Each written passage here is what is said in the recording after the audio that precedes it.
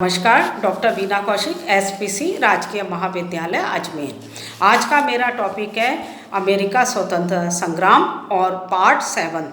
इसके अंतर्गत हम अमेरिका की विजय और इंग्लैंड के पराजय के कारणों के बारे में पढ़ेंगे।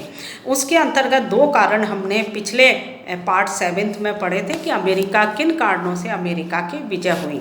आज हम पार्ट 7 के अंतर्गत पढ़ेंगे तीसरा प्रमुख कारण, फ्रांस तथा अन्य राष्ट्रों का अमेरिका को सहयोग देना।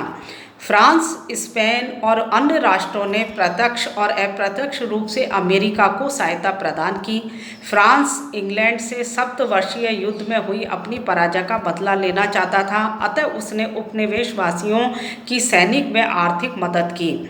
और स्पेन ने इंग्लैंड के विरुद्ध युद्ध की घोषणा की थी, जिससे इंग्लैंड उपनिवेश में चल रहे संघर्ष की ओर ध्यान नहीं दे सका।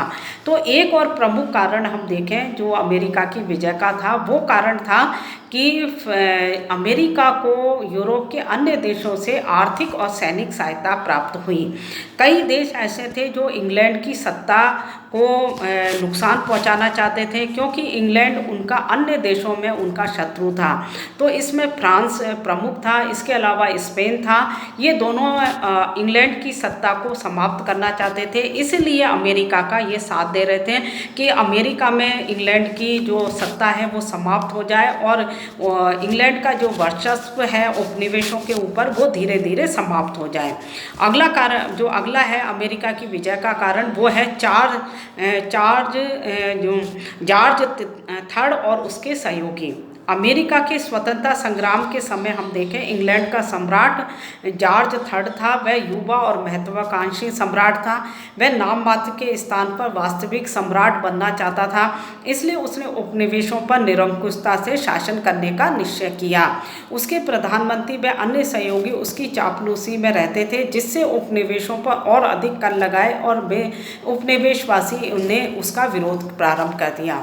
तो एक और कारण था कि इस समय जब अमेरिका स्वतंत्रता संग्राम प्रारंभ हुआ, तो उस समय इंग्लैंड का जो सम्राट था वो सम्राट जॉर्ज III था। वो जॉर्ज III जो था वो निरंकुश शासक था और वो अपनी महत्वाकांक्षा को पूरी करने के लिए उपनिवेशों को बिल्कुल अधीन करके और उन पर अत्यधिक कर लगाना चाहता था। उसकी इस नीति के कारण उपनिवेशवासियों में विद्रोह प्रारंभ हो गया और अंतिम समय में हम देखें उपनिवेशों के ऊपर जब अत्यधिक कर लगाए, शुगर टैक्स और अन्य आयात निर्यात जो कर लगाए और अपने यहाँ इंग्लैंड की ही बनी हुई वस्तुओं को खरीदने पर जब दबाव डाला गया और उपनिवेशों के में निर्मित वस्तुएं केवल इंग्लैंड के ही जहाज़ों में जाएंगी और इंग्लैंड के ही समुद्र तट पर उतरेंगी, तो इन सब जो कारण थे, ये सब कारणों के कारण उपनिवेशों में बहुत ज़्यादा विद्रोह हो गया।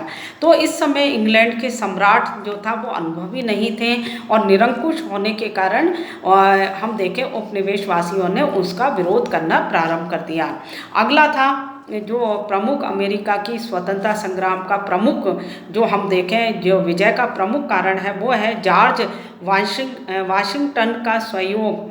जो स्वतंत्रता संग्राम के अंतर्गत हम देखें तो इस समय अमेरिका में जो प्रमुख नेता था वो वाशिंगटन था, जो कुशल था, धैर्यवान था, साहसी था, महान सेना नायक था। उसने एक विशाल सेना का गठन किया, उसमें आत्मविश्वास में देशभक्ति की भावना भरी हुई थी, जिसके कारण उसे कठिन संघर्ष में भी अंत में विजय प्राप्त हुई। तो दूसरी तरफ हम देखें, एक तरफ तो इंग्लैंड का जो सम्राट है वो निरंकुश है, महत्वाकांक्षी है, दूसरी तरफ उपनिवेशवासियों के अंतर्गत हम देखें जो उनका जो नेता है वाशिंगटन, वो बहुत ही धैर्यवान और अनुभवी व्यक्ति है और वो उपनिवेशों को स्वतंत्र करने के लिए कटिबद्ध था। तो इस प्रकार से ये जो उनको जो सहयोग मिला वाशिंगटन का, उसके कारण उपनिवेशवासियों को निरंतर विजय प्राप्त होती गई।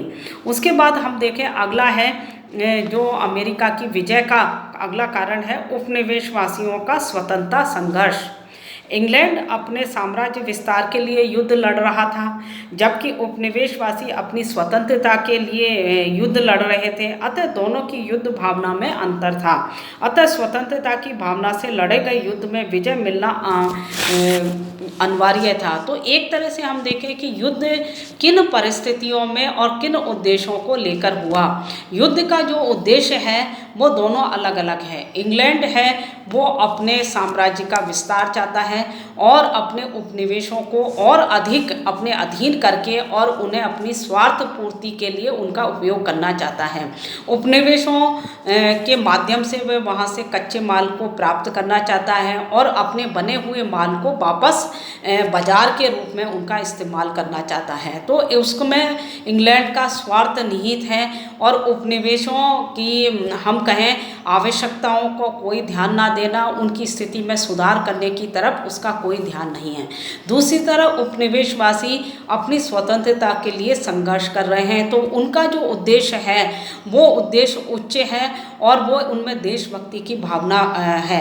तो कम सैनिकों के आधार पर भी वो संगठित हैं और देशभक्ति की भावना है, इसी कारण से उनको विजय मिलना उनके लिए जरूरी था। तो हम कहें तो ये उपनिवेशवासियों को इन सभी कारणों से हम देखें अपने स्वतंत्रता संघर्ष में इंग्लैंड जैसे बड़े साम्राज्य के साथ जो निरंतर वो संघर्ष कर रहे थे, उस संघर्ष में उन्हें विजय प्राप्त हुई और उन्होंने एक विशाल साम्राज्य और एक शक्तिशाली साम्राज्य को अपने कम सैनिक बल से भी, अपनी कम शक्ति बल से भी उनको पराजित करने में वो सफल रहे और अपनी नीतियों के आधार पर यूरोप के अन्य राज्यों को अपने पक्ष में करने में वो सफल रहे। तो इस प्रकार से हम देखें तो उपनिवेशवासियों में संगठित रूप से और एकजुट होकर देशभक्ति की भावना से, कुशल नेतृत्व के आधार पर इन सब कारणों से उन्हें विजय मिली। धन्यवाद।